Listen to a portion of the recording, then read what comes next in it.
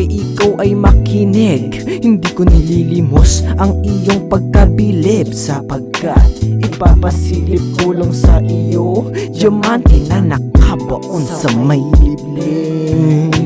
Kailangan mo ng malawak at malalim na pangunawa, nang mahukay mo ang kayamanan kong bukal na lawa, na siyang nagdidilig sa aking sakahan, na nagbibigay ng enerhiya sa aking hapagkainan, at siyang dadaloy sa aking sagradong lalamunan, huhubugin sa loob ng aking tiyan, na nagbibigay liwanag sa aking kaisipan, upang harapin ang panibagong kinabukasan. Siyam na buwan kang kinalinga ng ating inang kalikasan. Sige, bukod sa gulay, ano pa ba ang iyong kailangan? Material ng kayamanan, okay din, ngunit mas ako'y nagigiyang sa tunay na pagmamahalan.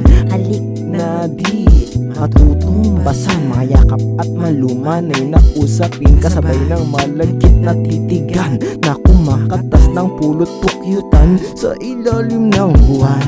Sige, makinig ka dito sa aking tabi, hindi mo kailangan maniwala sa aking mga sinasabi, subalit kaya mo ba ipaliwanag ang aking enerhiya na pilit lang ikinubli? Sa tuwing ideya ko lumulukso, utak ay di mapakali, hindi nagpa-apekto sa bugso ng aking damdamin, sapagkat hinayaan ko lang umagos ang karagatan, pinanatili ang matibay kong komunikasyon sa kalangitan, habang pa ako naglalakwatsa dito sa kalupaan, nilagay ay ang mensahe na puro ang pagmamahalan.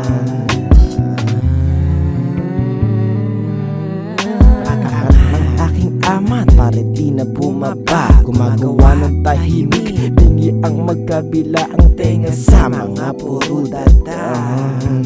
Tikom na tao, subalit ang hinang ng aking matay ngumangawa, nakapalibot ang mga espiritu, walang sawang palitang ugnayan ng mga simbolo patungo dito sa mundo, upang basagin ang hipnotismo, ubaran ng piring ang mga hipokrito, at baka sakaling mahukay ko ang iyong pagkatao sa bunbunan mo, tinatapunan ng mga walang kabuluhang kabalbalan. Halika't tuksohin metolohiya ng kalawakan, bibigyan kita ng kaalaman tungo sa aking mga nalalaman, kung ano nga ba talaga ang tunay mo na kailangan.